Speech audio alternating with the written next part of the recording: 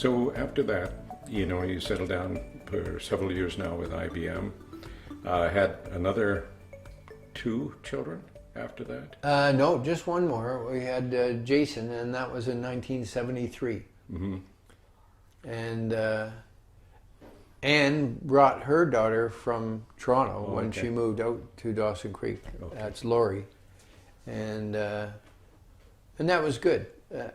As I said before, it was a big move for Anne to come out. Yeah. Like She was an established nurse, wasn't she? yeah, it was a lot of unknown things going on there, and up and getting on a plane and coming out to Dawson Creek, it was a big move, Yeah. So, got to hand it to her. Yeah. Have the guts to do that. Yeah. But So, you two got married. You moved down to Edmonton. You were able to get a house in Sherwood Park, yeah. and so you continued working for. Oh, tell me a bit about Jason. I know you want to mention about your other kids. They're now what ages? Yeah. Okay. Well, Lori is the oldest, and she was born in 1961, and then my daughter from the previous marriage, she was born in 1962, and then Carrie was born in 70, and Jason in 73. So Jason's the youngest of the brood, and he. And he's the most difficult, is he? No, not at all. Not at all. He's a good guy. What can I say about him? Big heart. I'll tell you this about him, is that I had left, this is going on a few years, but I had left IBM, or they left me, one or the other. They closed down our division right across North America. So I was out known, so we got the golden handshake kind of thing. And Just if you don't mind, at that time IBM had made some bad business choices, I think. oh yeah, And Yeah. people like Apple and had got in there with the personal computer, right? that's And right. IBM didn't follow up on the personal Well, computer. they ended up with a personal computer, but it didn't have the smarts of the Apple. Yeah. And so they struggle with the personal computer business, and we as salespeople, we struggled with it too. Everything was so expensive. Give you an example. When I left IBM in 1983, I decided that I wanted to have a personal computer, and so I bought one at a 40% discount because I was an employee, and that 40% discount equated to $4,300 Oh, wow. for an embryo personal computer, with floppy disks and no hard drive. Using DOS, probably, right? Oh yeah, DOS 1. Yeah. It was DOS 1. That's what I had when I got my computer, and it included a dot matrix printer. And really, when you think about that and what you can get, the computer I bought in Florida in 2014 for $249, and it's powerful compared to Oh, yeah. what I had for $4,300. DOS, and that was with a 40% discount. It was crazy, but that was the times. Apple computers were very expensive at that time too. Oh, yeah. Yeah. But they moved ahead with the mouse. And sorry, this is my former business. Sure. Yeah. I got into all of that They stuff. moved ahead. IBM was still in a menu-driven Yeah. product, Yeah. and we had to sell against Apple, and it was tough because I really liked the way the Apple worked. Yeah. It was hard convincing people otherwise. Mm-hmm. Yeah, but again, people at that time really weren't conversant in all the differences of computers. They. Now, I've got an indication that you and your wife were very close, so that really was very positive, as your life went on. Yeah, yeah. Yeah. And we joined Kinsman in Sherwood Park, and that's when Kinsman were really big all across the country. In Sherwood Park, they had 100 members of Kinsman, and that basically was our social life, you know, with various things that were going on, projects. And of course, when there was projects, that's in the day when people like Kinsman, groups like Kinsman, could help the community with contributing both manpower and with money to have all these different projects, you know. And they built a park right behind where our house was in Westboro. And today it's called Kinsman Park, you know, and they were doing that kind of thing. And we also were involved in the swimming pool, and we contributed money to that. And also, so a lot of our time was spent working on these projects, you know, physically working on some projects. Mm-hmm. And, you know, we had the Kinsman Park dedicated by Grant McEwen. Oh, yeah. I met Grant. I met him. You did, yeah. And he came out and put the shovel in the ground. He was a lot younger in those days, and we met people, more people, just from the gathering, you know. Mm-hmm. We had some people there that we were friends with for 40 years, you know. Can you tell me, Sandy, a bit about your kids? Just sort of, you know, like this video is probably going to be seen years from now, looking at you, you know, I would say quite a few years from now. Can you tell me about your kids, you know, and what has really pleased you and that sort of thing? Well, you know what? Number one, I'm pleased that my kids are not into bad things. You know, like you hear about people, they bring up their kids and they get into drugs and they get into all kinds of things. And our kids are all drug-free. And they're good people. They contribute to society, you know, with their work. And none of them, not one of them, went to university. I had to think about that. Not one of them went to university. They all went through high school, but for whatever reason, they decided that they weren't going to go to university. And we did have some educational funds that they had that required them to go to university, and we ended up having a much discounted return from that money that we had gone in there, because, you know, it's one of those plans that they contribute, you contribute, you know, that kind of thing. And they didn't go, but they all ended up. Lori, she works at the Glen Rose. She's been there, what now, 18 years? Yeah. And Carrie works for CN, a division of CN, and she's a Western manager for something or other. I don't know what exactly it is. And Jason, of course, now is in the same business that I was in after I left IBM, which I was in initially with home renovations and things like that.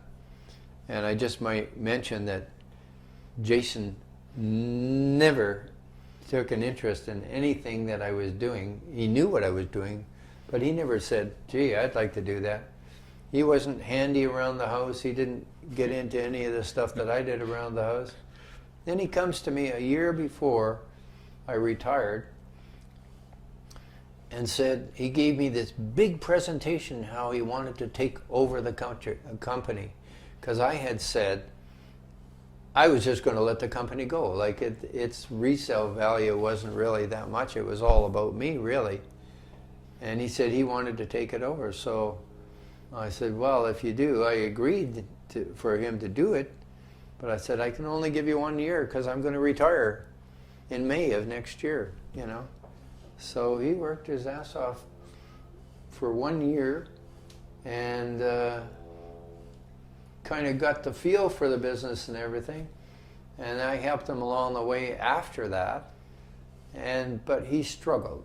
he struggled in those early years, and until he came across this franchise thing, you know, with Allaire Homes, and that's been like a night and day thing for him. It's been wonderful, you know. And I was really skeptical at first, you know, because he had to put up a bunch of money for it, but it sure has paid off, you know. He's got some big business going on there, you know, which is great. Yeah, it really is. So, because it's a tough business too, eh? it is a You know, tough right business. now There's it's lots of competition there, Yeah. but you know what? I admire Allaire Homes and their business ethics. They have, in my estimation, one of the best, if not the best, business ethics. That's how they do business.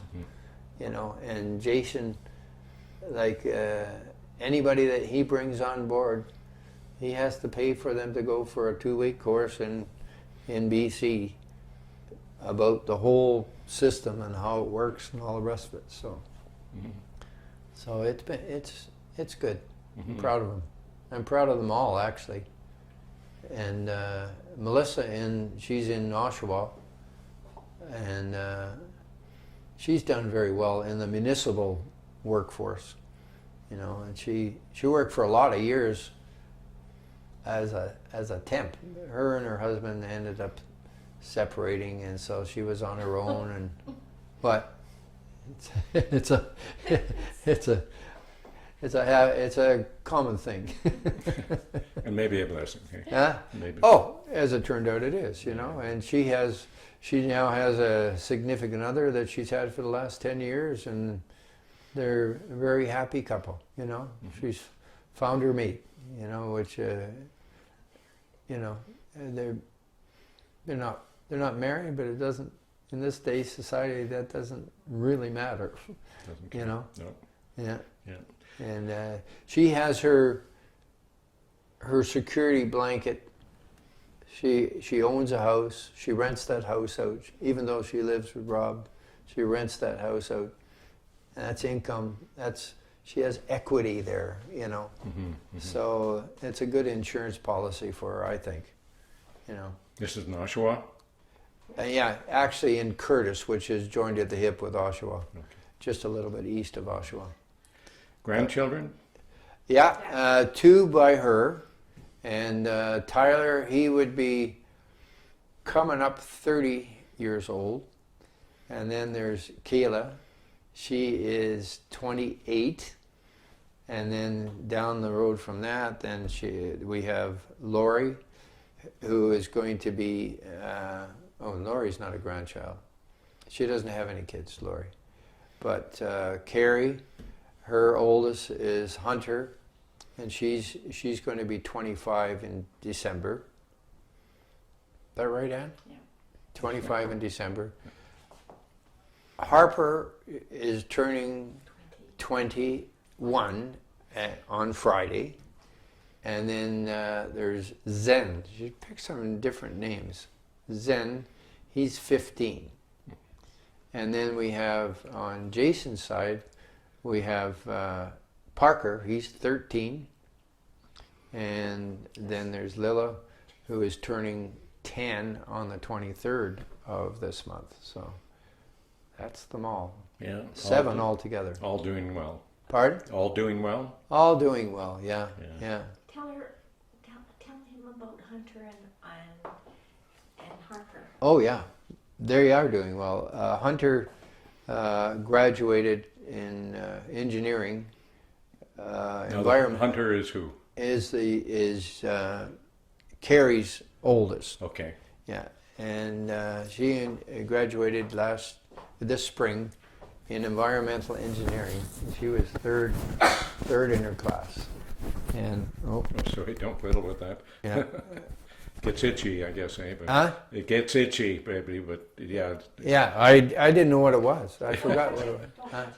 Anyway, yeah, she graduated third in her class. Now, environmental engineering has a lot of avenues to take.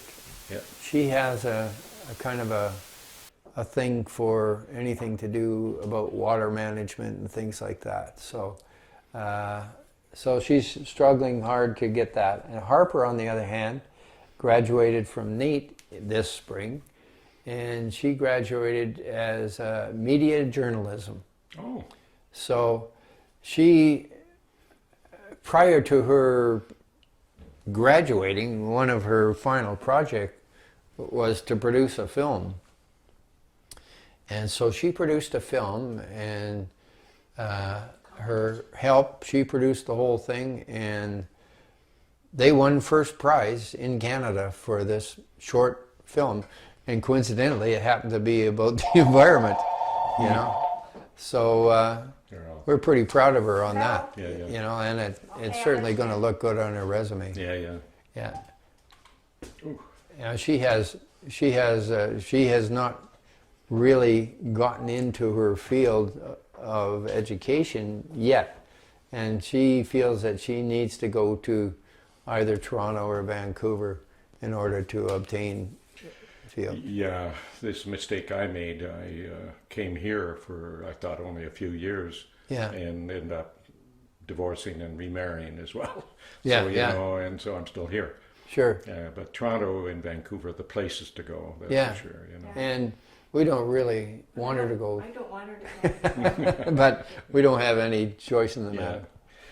So you've reached this stage in your life, you're now retired. Yeah. Can you tell me a bit about retirement? How's it working?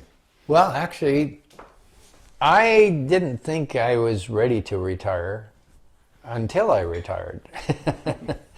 And I quite like it. And I like the freedom that we have. And we lived at our lake property from the time we retired until just 2 years ago.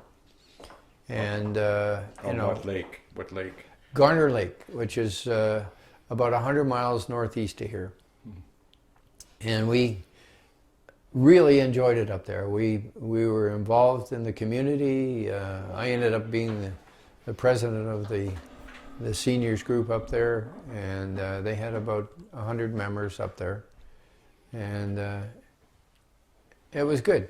We didn't like to leave, but at the same time, we felt we were getting to an age that we needed to do something to make our life more secure. And up there, we're far from everything.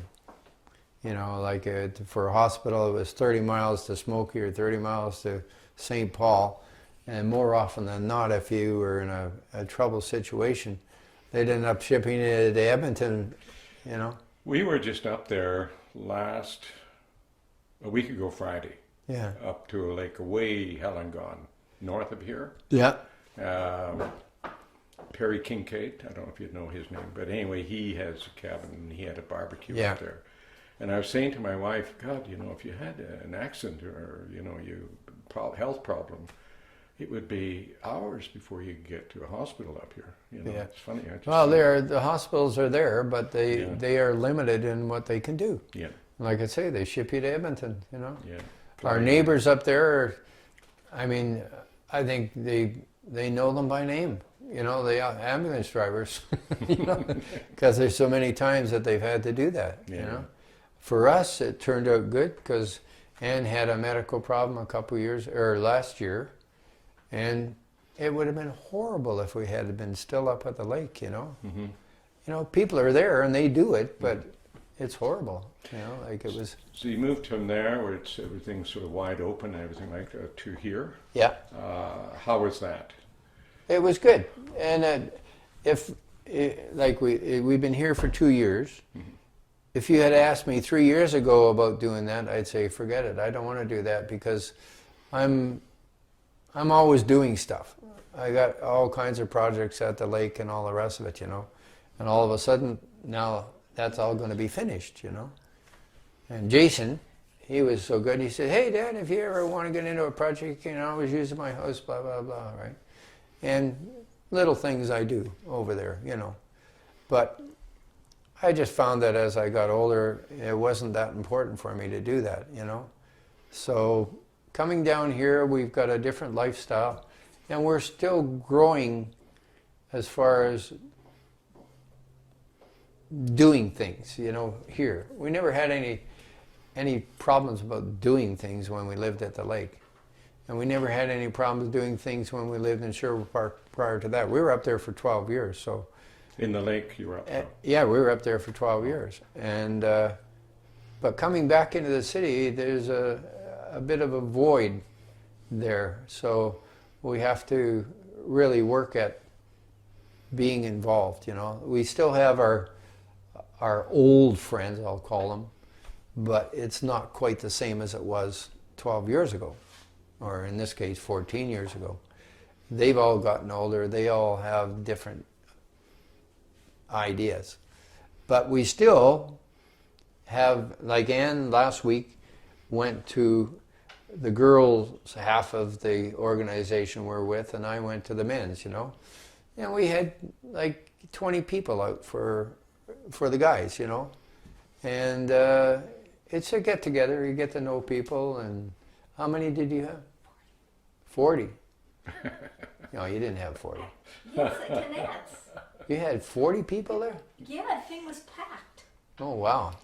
So the Well, women socialize better than us guys. You Yeah, know. I guess so, eh? Yeah, yeah. Yeah, it was good. Yeah.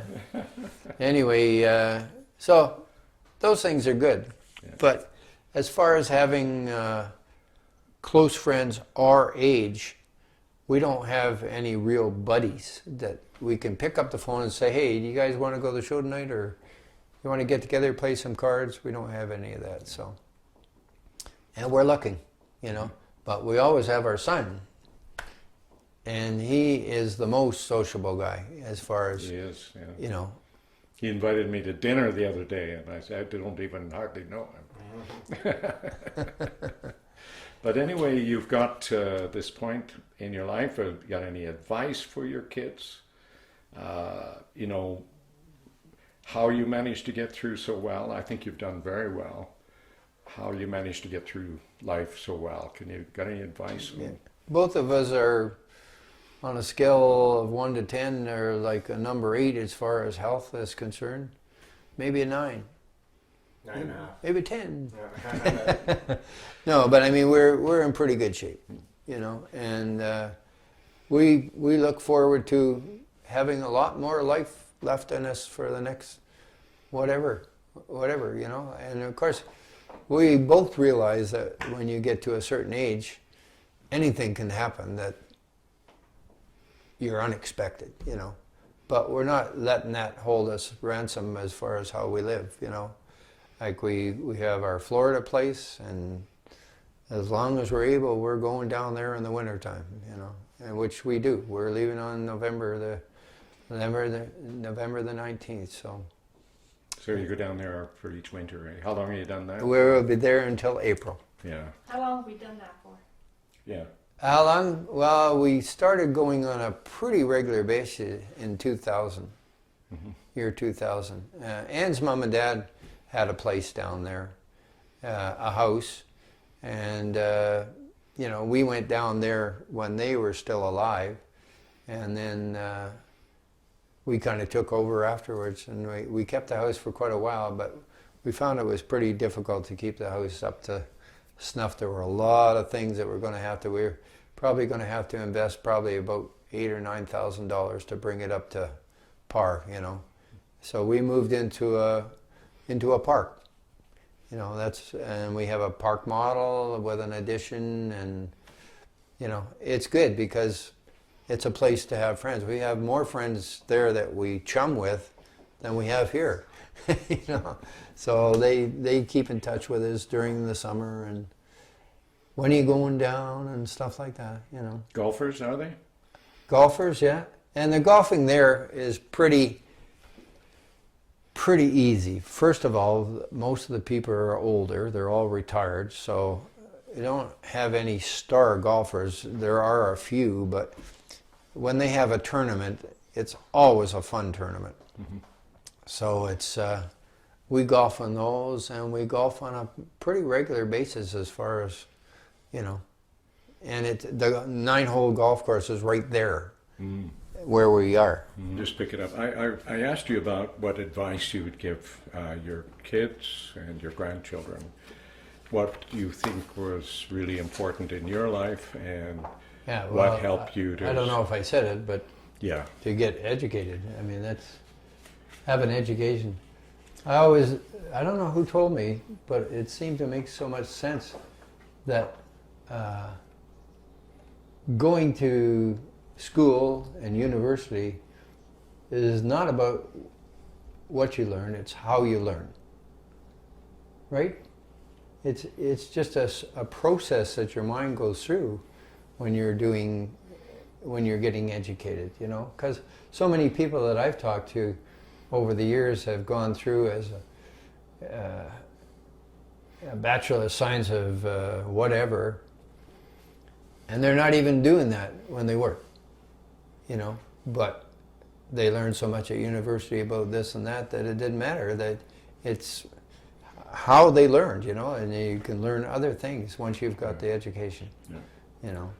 And that's a good example of that, of course, is the people that don't have any education, you know, they don't know how to better themselves, you know, they haven't got the basics, you know. But life has got, you know, life is a learning experience, and you just never stop. Really. Well, that's right. It, you know. So you've got 20, 30 years ahead of you. What are you going to learn in the next while? 20 or 30 years, oh my God. Not likely, but anyway, what was your question? What are you going to learn over these next few years? Well, you know what? I guess I don't know what I'm going to learn. You know, like I guess I'm still learning, and my interest now is in different things, and just the fact that we're doing this, I'm glad that we're doing this, because there's a lot of things that my parents never imparted any kind of knowledge to me about their life. I don't even know how my mom and dad met.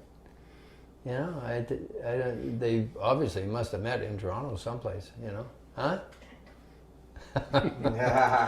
Ann will tell me. Yeah, Ann will tell you, yeah.